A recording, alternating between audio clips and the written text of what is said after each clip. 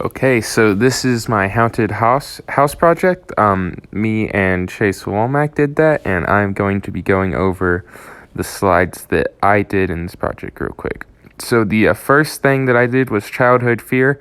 As you can see, that it's dark. It's a child's room, and there's stuff underneath the bed. I wanted to highlight that because I think that hiding or the fear of something underneath your bed is something that we see a lot from children. The first thing that I just linked was an episode of Jimmy Neutron.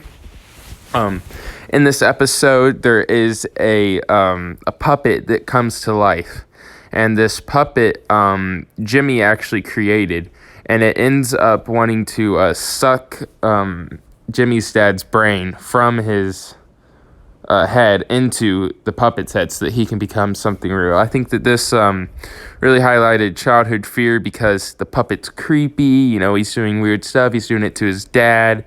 Jimmy can't do anything about it. Jimmy created this puppet, so it really just shows how childhood fear is in shows like that.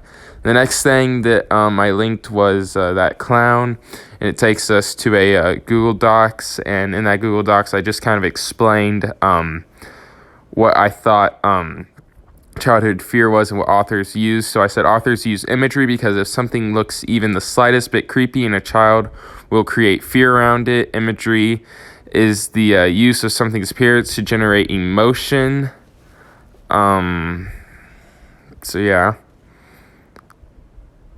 And then the next slide I did was arrogance. In the picture you can see that it's a man jumping out of a airplane with no parachute on.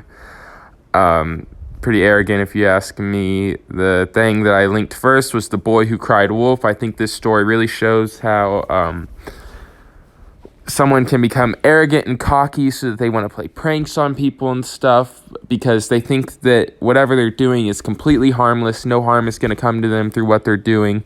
And that's arrogant. And then in this next thing that I linked, I kind of explained more how this arrogance can lead to a disaster and ultimately fear. This subgenre is all about having a character who doesn't feel fear in a situation. It's their lack of fear that ends up getting them hurt/killed.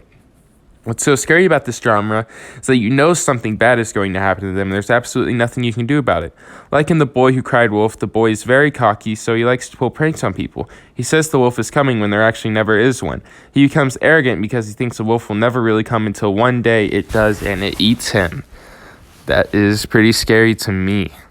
And that arrogance is what got him killed. And for my independent reading slide, I have a picture of Annie Wilkes holding a sledgehammer right before she smashes Paul's legs in. That was a very gruesome scene. What I have linked here is Misery's Return, which is the book he ends up writing in the book. And here's just my AEC, and it reads, in the novel Misery by Stephen King, the allure of fear is shown through metaphor. Specifically, the fear of separation is highlighted throughout the novel by King's use of metaphors.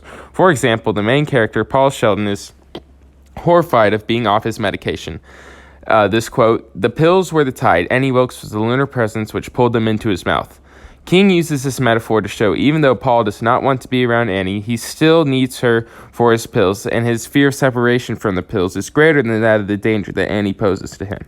King does an excellent job throughout the novel of showing how fear of separation can consume someone to the point that they lose their character. And that is all of my slides for the Haunted House Project. Thank you.